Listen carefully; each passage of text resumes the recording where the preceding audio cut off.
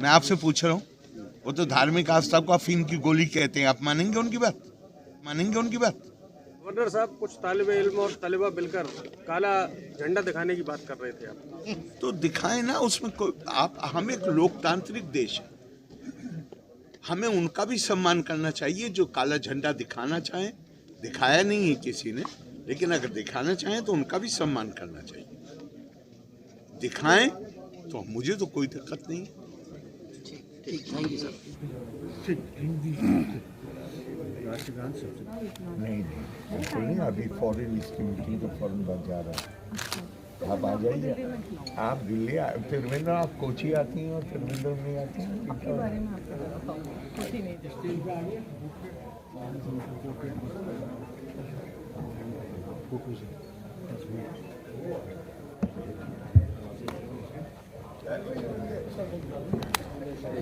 अभी 18 को पहुँच रहा हूँ, 24-25 तक वहीं हूँ। उसके बाद एक हफ्ता ठीक। उधर से जाइए, उधर से जाइए, उधर से जाइए।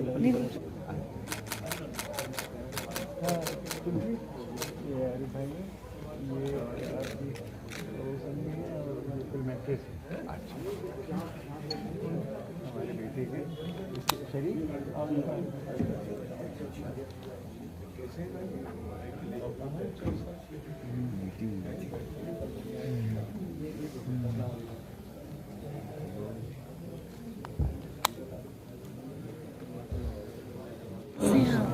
पहचान नहीं रही। मैं आपको पहचान रहा था।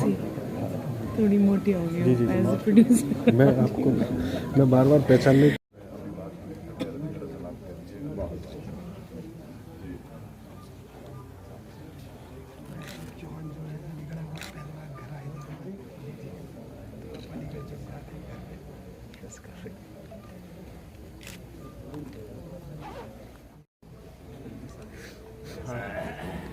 यहाँ पर इसको है ना, और ये यूनिटी सर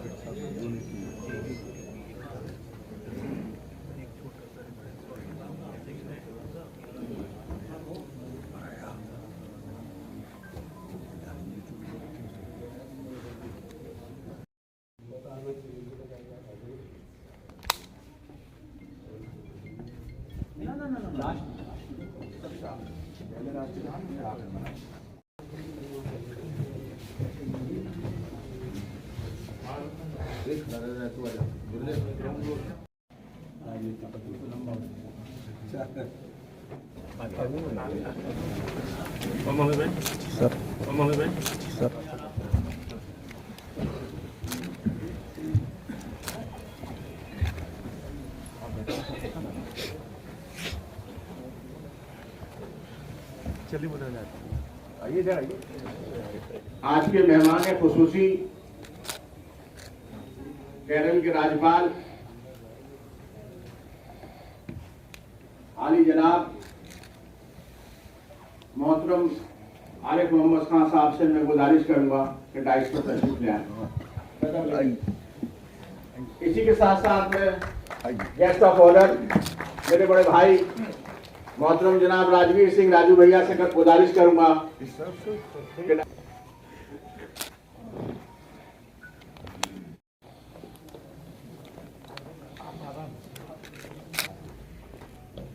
मैं मजरूर कमर साहब जो मेरे बड़े भाई हैं, पंजाब सिंध गुजरात मराठा द्राविड़ उत्कल बंगा इंद्र हिमाचल यमुना गंगा उज्जल जगधि तरंगा जन गण मंगल दायक जय हे भारत भाग्य विधाता जय हे जय हे जय हे जय जय जय जय हे।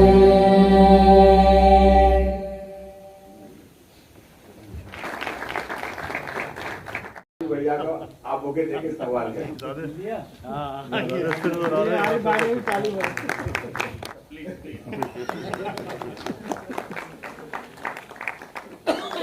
बाबूजी कल्याण सिंह जी ने भी अलीगढ़ के विकास के लिए, चाहे वो स्पोर्ट्स में हो, चाहे वो उसे कमिश्नरी बनाना हो, चाहे वो डिग्री कॉलेज हो, लगे रहते हैं।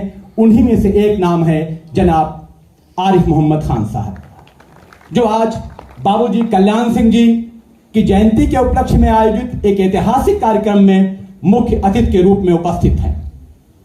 हम सबके लिए फख्र की बात है, हम सबके लिए गर्व की बात है कि एक और जहां पूरी दुनिया में सर सैयद के मिशन को गवर्नर साहब आगे बढ़ा रहे हैं, वहीं गवर्नर साहब, मंच पर बैठे सभी मेरे वरिष्ठगण, सामने बैठे सभी मेरे बुजुर्गों, नौजवान साथियों, सभी का बहुत बहुत आभार कि आप लोगों ने आज बाबूजी की जन्म जयंती मनाने का फैसला किया। और सबसे बड़ी बात रही, गवर्नर साहब इस कार्यक्रम में शामिल हुए, यह हमारे लिए बड़ी बात है। बीच में भी प्रोग्राम बनना था मिलने का, लेकिन बाबूजी के अस्थि विसर्जन के लिए जाना पड़ा था, तो उस बीच में संभव नहीं हो पाया था। मुझे लगा था कि आधा हिस्सा तुम ले लोगे। मैं एक बेटा हूं, दो बेटे हो गए तो फिर आधा हिस्सा, लेकिन आधा हिस्सा मुझे यहां से भी होता, फायदा मुझे ही होता। नवाब साहब के यहां से मुझे बहुत कुछ मिलता, हम तो छोटे लोग हैं। आप में से बहुत लोग ऐसे बैठे हैं जिनके यहां मेरा आना जाना भी है, पारिवारिक संबंध भी है, और आप लोगों से बहुत कुछ सीखा भी है। अभी असद भाई ने एक चर्चा की थी, मेरी बात तुमने छीन ली। बाबू जब मुख्यमंत्री हुए थे तो सबसे पहली बार शिया और सुन्नियों का इतना आपस का मामला था कि एक दूसरे को मार काट के अलावा कभी जलूस निकलता ही नहीं था। बाबूजी ने शिया और सुन्नी के वरिष्ठ लोगों की एक मीटिंग बुलाई कि मैं चाहता हूं ये मारकाट बंद हो और सब भाईचारे के साथ रहे। उस समय मैं लखनऊ में था, मैं गवाह हूं। बाबू ने चाय वाय नाश्ता वास्ता कराया और ये कहा कि आने वाला जो 20 तारीख थी, शायद 20 थी, क्या थी मैं कंफर्म नहीं हूं, कि 20 तारीख को मैं ये चाहता हूं कि ये बिल्कुल ही माहौल अच्छा रहना चाहिए। नमस्कार, मीटिंग समाप्त। 1 मिनट लगी होगी और अगले हफ्ते फिर बैठूंगा। अगले हफ्ते फिर बुलाया, फिर बैठे, बोला अब बताइए कोई समस्या हो तो मैं उसको समाधान करूंगा। मैं बधाई देना चाहता हूं शिया और सुन्नी दोनों लोगों को, दोनों समुदाय के लोगों को। उन्होंने कहा कि मुख्यमंत्री जी आपने जो कुछ कहा वैसा ही होगा, और आज तक गोली पत्थर तो अलग की बात है, एक पत्ता तक नहीं है। ये होती है काम करने की ईमानदारी के साथ। कौन कितना विश्वास करता है उसके ऊपर। बहुत लोग ऐसे होते हैं कि कितना भी बोलते रहे लेकिन उन पर कोई भरोसा नहीं करता। बहुत लोग इस समाज में ऐसे होते हैं कि उन्होंने जो कह दिया वो लोगों ने पक्का मान लिया। बाबूजी उन्हीं में से थे जिसके साथ जो कमिटमेंट कर दिया वो कभी पीछे नहीं हटे और अपनी इज्जत दांव पर लगाने का काम किया। हिंदू, मुस्लिम, सिख, ईसाई सब बड़े आराम से प्रेम भाव से रहे। बाबूजी का ये सपना था। अब मैं उस दिन सबसे ज्यादा भावुक हुआ था जिस दिन बाबूजी की बॉडी जब अलीगढ़ में आई थी। उस समय मुस्लिम समाज के लोग इतनी बड़ी संख्या में थे, क्या जरूरत थी जाने की। मेरी आंखों में, मेरी आंखें केवल नम हुई। रात को ऐसी लाइन लग रही थी लोगों की, मिलने वालों की, दर्शन करने वालों की। इसलिए हम अलीगढ़ की पहचान बनाने में बाबूजी का योगदान रहा, लेकिन उस योगदान के पीछे आप लोगों का बहुत बड़ा सहयोग था। अलीगढ़ के लोग इतना प्यार नहीं करते, इतना दुलार नहीं करते। तो बहुत लोग हैं जो गांव से निकल के बाहर तक नहीं जा पाते। कोई भी आदमी आगे बढ़ता है, उसके पीछे उसके परिवार का, उसके शहर का, उसके गांव का बहुत बड़ा सहयोग होता है, और वो सहयोग आप लोगों के द्वारा मिला। सबका साथ, सबका विकास बाबूजी का भी सपना था और भाजपा का भी है। मेरी कुटिया पर इनकी चरण पड़ी आज। चाय पे मैंने आमंत्रण दिया था, तो उन्होंने आमंत्रण को स्वीकार किया, और आज इस समय मैं आपके बीच में हूं। मैं सांसद हूं, मेरा बेटा मंत्री है, आप सब मेरे भाई हैं, बहुत मेरे बाबूजी की एज के हैं, मेरे पिता तुल्य हैं। मेरे परिवार के कि कोई भी आपको आवश्यकता हो, किसी भी समस्या में समाधान करने में हम सक्षम महसूस होते हो, आपको हमारे दरवाजे 24 घंटे आपके लिए खुले हैं। आइए हम एक नया इतिहास और लिखें अलीगढ़, जिस बुलंदियों पर अलीगढ़ है और ऊंचाइयों तक ले जाने का काम करेंगे। और आज के ऐसे अवसर पर जहां हमारे महामहिम गवर्नर साहब हमारे बीच में उपस्थित हैं, मैं एक बार फिर गवर्नर साहब आपका धन्यवाद तो मैं नहीं दे सकता, लेकिन मैं आभारी बहुत हूं कि आपने इस कार्यक्रम के लिए समय दिया। बहुत बहुत धन्यवाद सबका। All India sir Syed memorial society को मुबारकबाद देना चाहता हूं कि उन्होंने ये बाबूजी कल्याण सिंह जी की जयंती का आयोजन किया है। ये सिर्फ हम एक व्यक्ति को याद करने के लिए, एक फर्द को याद करने के लिए इकट्ठे नहीं हुए, ये उससे बड़ी बात है। कल्याण सिंह जी, और मुझे ये मेरी खुशकिस्मती है कि मुझे 1977 की असेंबली में उनके साथ काम करने का मौका मिला है। उस वक्त वो सरकार में हेल्थ मिनिस्टर थे,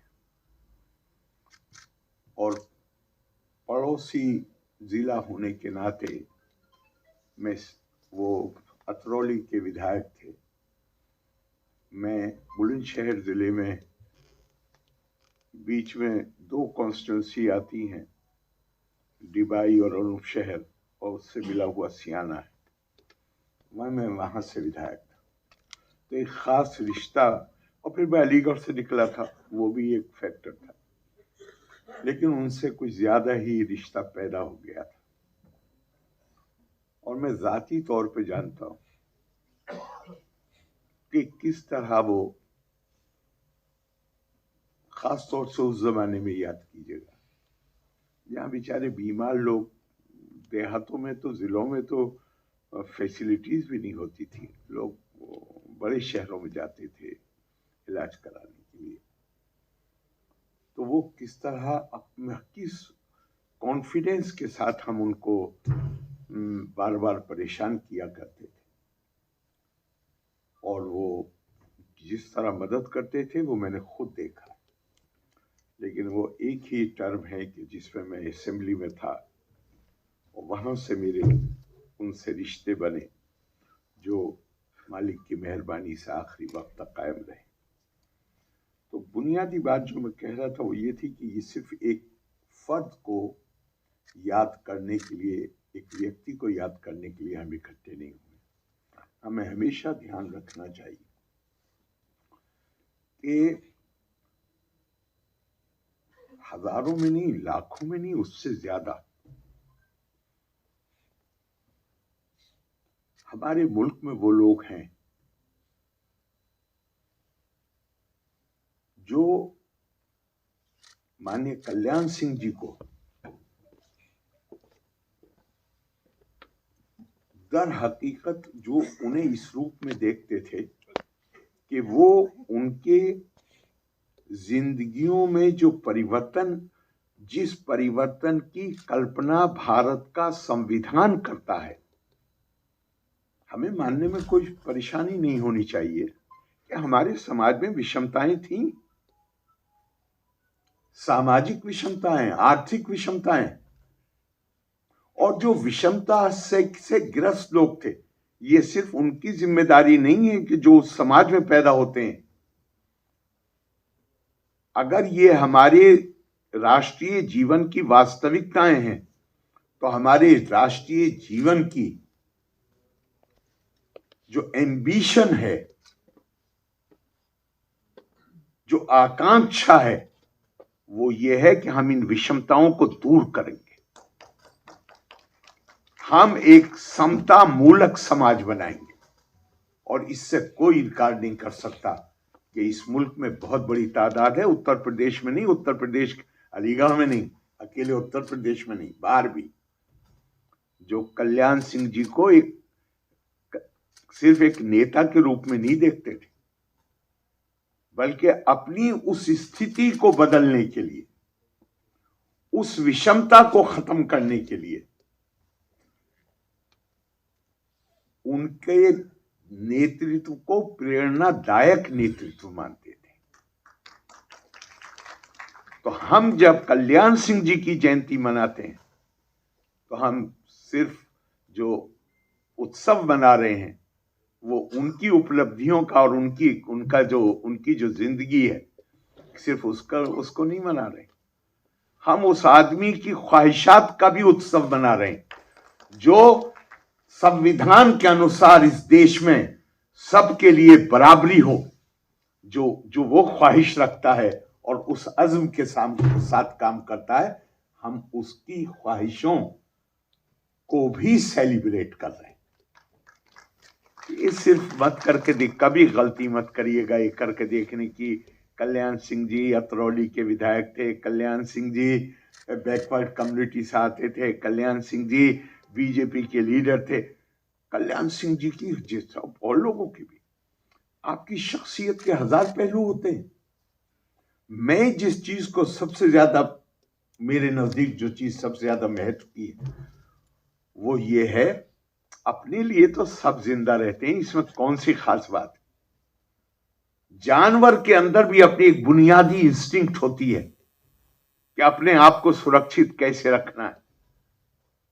जिंदगी वो है जिससे दूसरे उम्मीदें वाबस्ता कायम कर सके, और उन्होंने वो जिंदगी जी। मेरा चमन, मेरा चमन, मेरा चमन है, मेरा चमन, मैं अपने चमन का बुलबुल जो अपने यहाँ से पैदा हो, सारे जहाँ पर बरसेगा, जहाँ पर बरसेगा, हर कोई यहाँ पर बरसेगा, हर सर्वसमन पर बरसेगा, हर सर्वसमन पर बरसेगा, अपने चमन पर बरसेगा,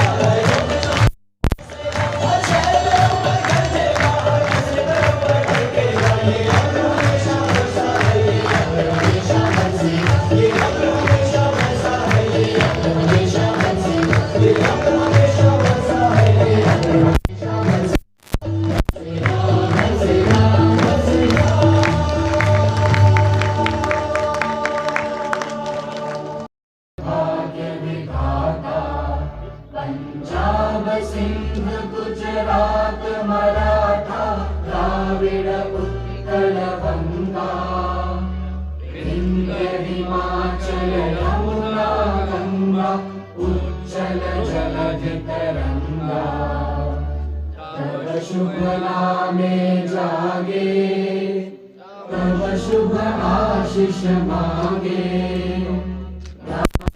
तब जय गाथा जन गण मंगल दायक जय हे भारत भाग्य विधाता जय हे जय हे जय हे जय जय जय जय हे।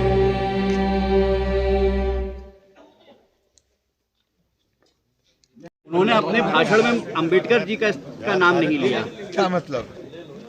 जो वो अपना एक स्पीच दे रहे थे भाषण तो जी राज्य सरकार तय करती है, गवर्नर थोड़ी तय करते हैं। तो अगर नहीं पढ़ा तो इसका मतलब राज्य सरकार ने नहीं लिखा होगा।